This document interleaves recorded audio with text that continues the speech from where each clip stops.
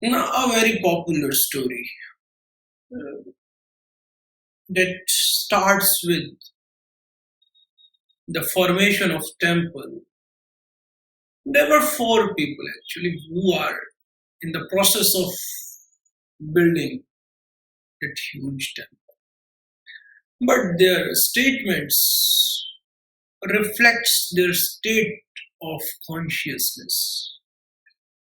So the one going from the path asks the first one, "What are you doing?" He, in a very saddened and very pathetic state, expressed his grief and said, "And what I am doing, I am just beating the stones, and I am doing this just for the sake of my poor stomach." It's fine. The same person asks to the second one, "What are you doing?"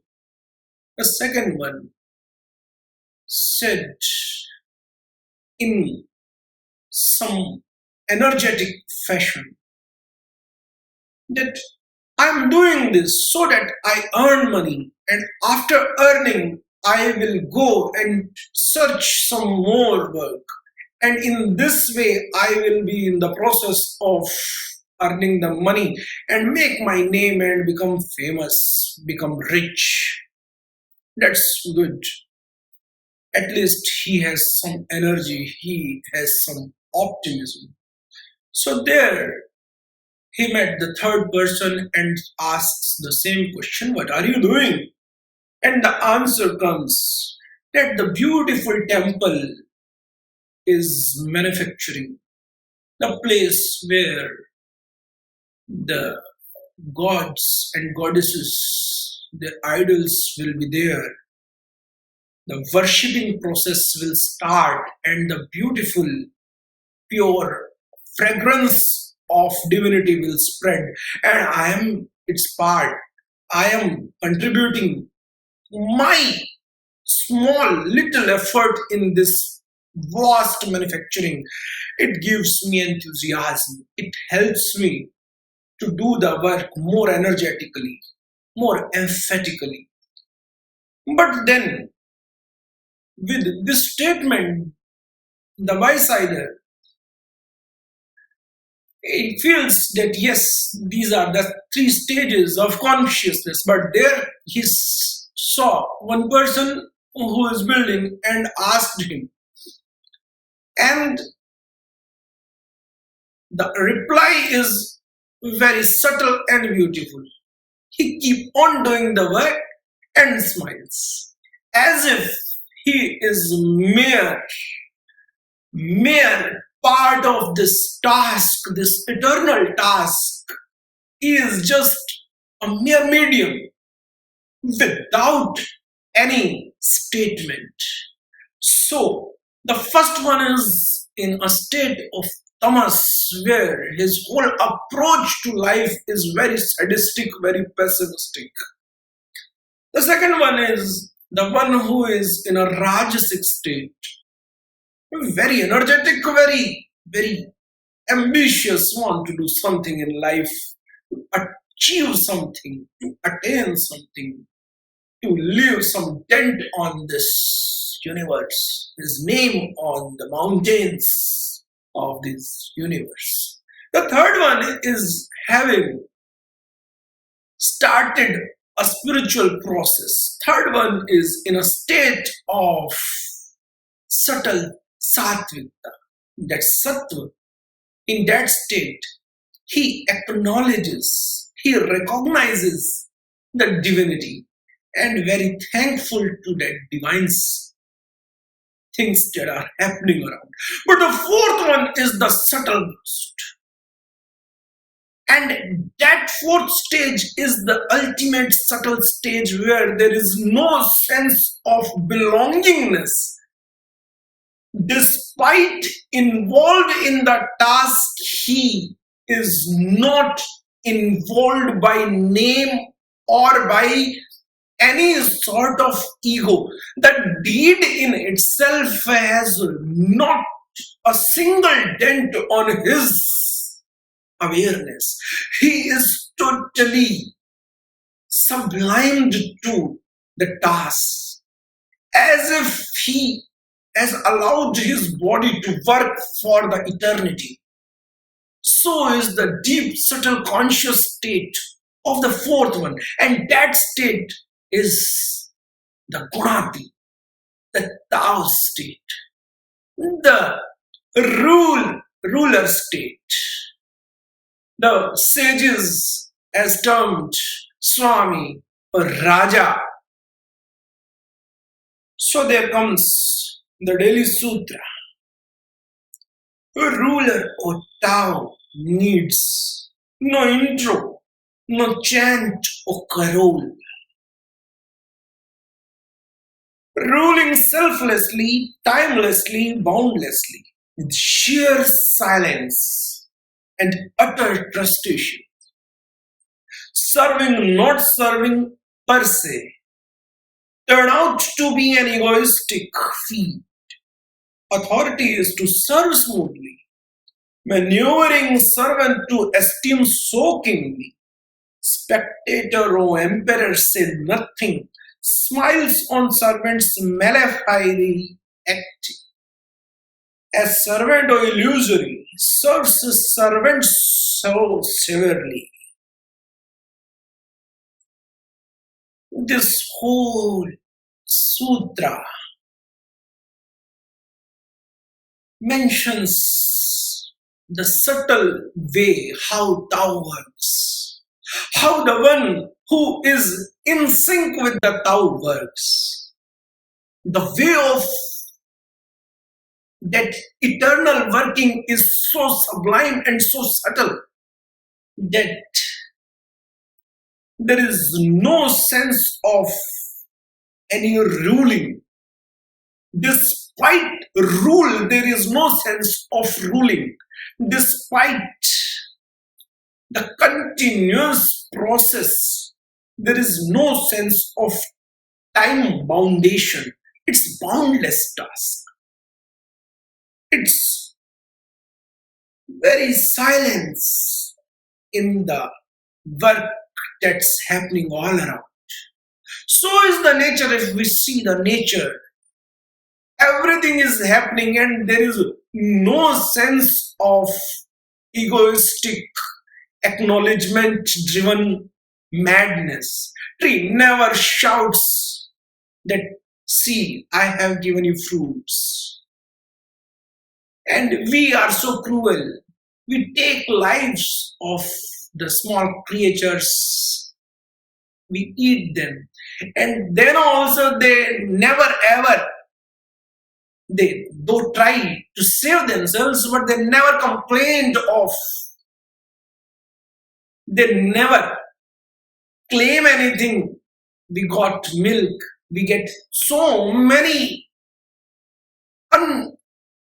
uncountable things, so many things that we get from the nature, and nature never claims. So is the subtle working of the nature, and nature is too close to Tao.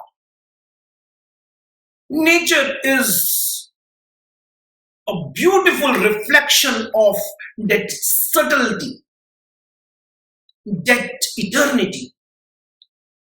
And the one who is not in that stage, he is in an illusionary stage. And that illusionary stage is of very, very big variety of range.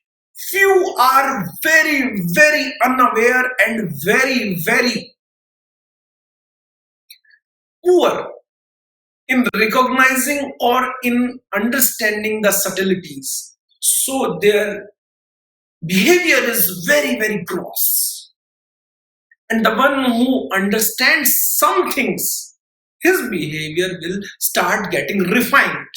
So this is the whole range. Serving, not serving per se. though it seems that they are serving, and it seems that they are there for serving, but their whole purpose is to fulfill their egoistic tendency. They just want to prove themselves. They want to show that, see, we are there doing something. And the one who is not doing something, or who is doing something but don't want to show to the world any sort of egoistic tendency, is just absorbed into his task so subtly that if someone asks to him that what you are doing, like that fourth stage, what are you doing?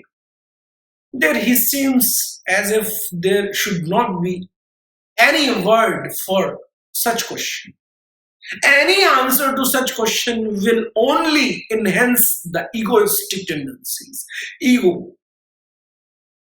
So his response will be a smile, a subtle smile. Authority is to serve smoothly. Let it be the one who has got the physical in the administrative authority, or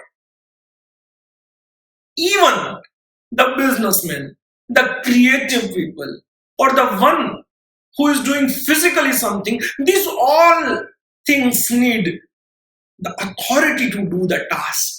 And that authority, let it be physical authority, mental authority, administrative authority, creative or talent authority, are there for the deeper service of the eternity, not to claim, not to brush the ego.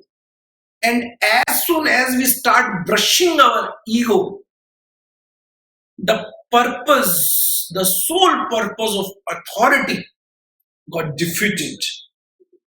And slowly we start turning to such a narrow, self-esteemed personality and think as if that we are the root of everything. There is two ways of understanding.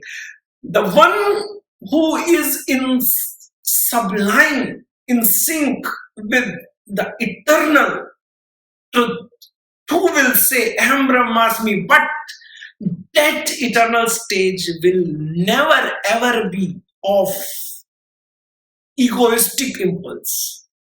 His way of approach to life is like, I am just a medium, and the one who enhances or who enriched his ego through this process will try to make himself a hero, that he is the root of everything happening around.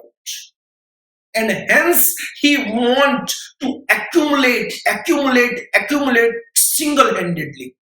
And the one who is in sync with that subtlety will start to disperse, will start to see that eternal process in every process, everywhere, in each creature, in each being, in each aspect.